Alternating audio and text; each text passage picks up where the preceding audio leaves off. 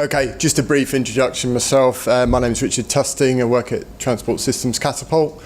In the context of what I'm going to talk about this morning, my background is a range of traffic operations and UTMC and traffic control centre work early in my career, and I've also done quite a lot of work in consultancy and transport planning generally. Part of this project is around next generation urban traffic management control, or UTMC. And also in the audience is my colleague Marcel Pook, who's just putting his hand up there, who's also working with me on the project.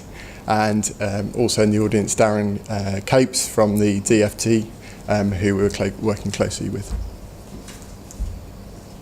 So it's really just 3 or 4 slides to give you an overview and to let you know about some workshops that we're doing in the next 2 or 3 weeks around this. It's worth saying also that this is a follow-up to the work that Emily shared with us from North Highland and some of the outputs from that, and follow-up activities were looking at opening up data, and so this local authority mobility platform is a follow-up project to that work. Working with the Department for Transport and looking at the existing urban traffic management and control systems and some potential changes to that. So the background to that, obviously, as we've covered this morning, an awful lot going out in the marketplace: connected vehicles, mobility as a service, dynamic demand responsive transport. Not a huge amount of that actually happening in day-to-day networks, but over the next 5 or 10 years, and my crystal ball is not any better than anybody else's about what those timelines are, but we can see those technologies coming. And we also have existing traffic management and control systems, and a key part of the work will be to look at how those systems need to adapt and sit within this new digital environment that's coming up. So the aim of the project is to drive consensus between central government, local authorities and industry about the way ahead for this data platform. So we'll be mapping the landscape, and we're working with Darren and John Cooper within the DFT and the colleagues within the DFT and other government departments to understand the landscape, say around buses, public transport, taxis, CCAV, air quality, and so on, to get a feel for what the wider needs are in that kind of space. And we'll be developing through the course of the project a roadmap, and towards the end of the project, which runs over this financial year, we'll be generating high-level architecture and functional specification for this mobility platform. It's worth also pointing out that it's not a specific thing, a specific platform. It's kind of a generic approach which will enable local authorities, a lot of whom will be feeding into the project through workshops, to have an outline pro forma of how they might go about providing data services in their authority.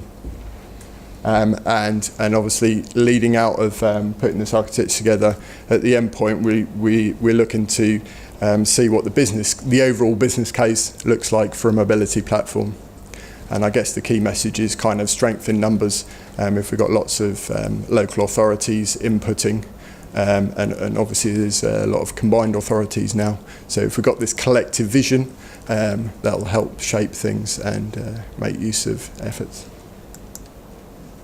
So as I say, next 3 or 4 weeks, we just started this project in the last month or so, last couple of months. Over the next 3 or 4 weeks, we're running 3 workshops, and we'll be getting that local authority input. We've had some really good uptakes, but please do speak to Marcel, Darren or myself during the breaks or over lunch or whatever if you're interested, and we can always send you through the Eventbrite links if you're a local authority and this is part of your remit.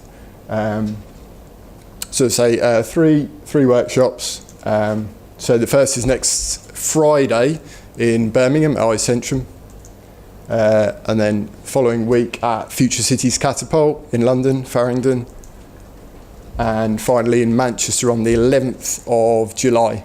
at the Chambers of Commerce, which is also very central as well. That's very short and sweet from me, and with whatever time's left, I'm very happy to take any questions.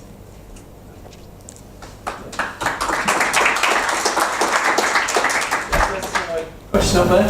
Yeah, it was just obviously, I guess the next talk's going to be including Review 2, which is the connected data exchange. It just feels like this matches up with that, so why isn't that just becoming part of it and building something that will work across all of the areas rather than having two projects?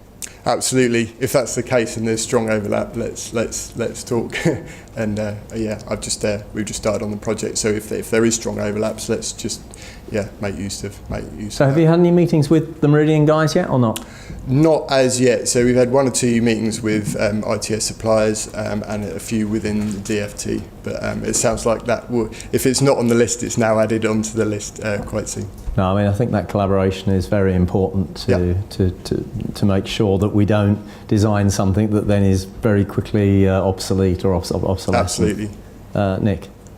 Nick here. Oh, I don't know whether that's working. Does it have a switch? Oh, it's got green on. Hello, testing. Yes, you're on.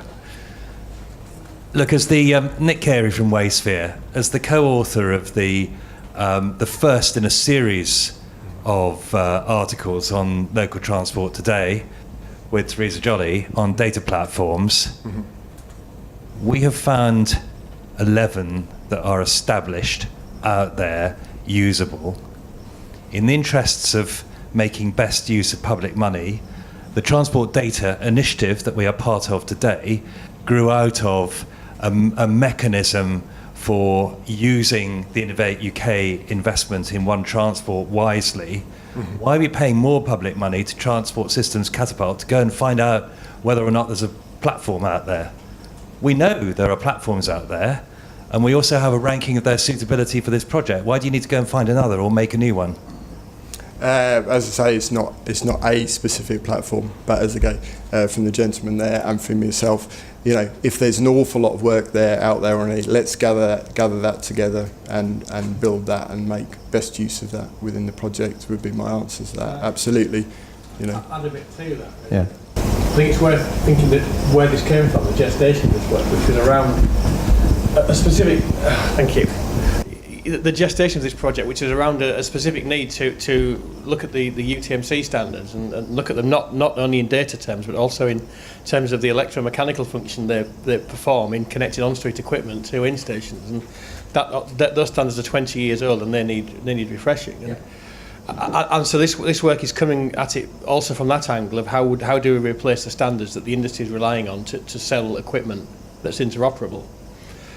And I think that makes it slightly different from some of the other platform work, which tends not to look at it directly from that perspective. So there are areas where this work will tread on ground that's already been covered, and we'll look at standards that are already there. But it is doing it from a perspective that I think is new. I think I very much take your point there, Nick, having been involved on that journey myself. But I think perhaps the key issue is, you know, there's this huge investment already in our local authorities in UTMC implementations, and how can we evolve from that? Perhaps I think the response to that would be that, you know, a lot of the work that has been done on platforms has, or at least some of it certainly, has taken into account that the need for an evolutionary route. And certainly some of the platforms, you know, maybe I know the paper you're referring to. I'd recommend people look at that paper. Maybe you can send a link to David and we can put it on the website. You know, maybe there's a need for a column there of sort of, you know, compatibility with existing infrastructure. I suspect most are agnostic. Yeah. Really good. They're agnostic to the data. Oh, well, that's the point. Not all of them have been designed in that way, but many of them have. Standards. Yeah. So UTMC, you might say, right, to accept UTMC data, it has to conform to a schema. But a good platform is capable of saying, okay, for that data, we will consume it according to that schema. And several of the platforms that we reviewed are capable of doing that. Yeah. Okay, well that's a good one perhaps for the panel in a minute, and certainly for discussion after, ongoing discussion after today's event.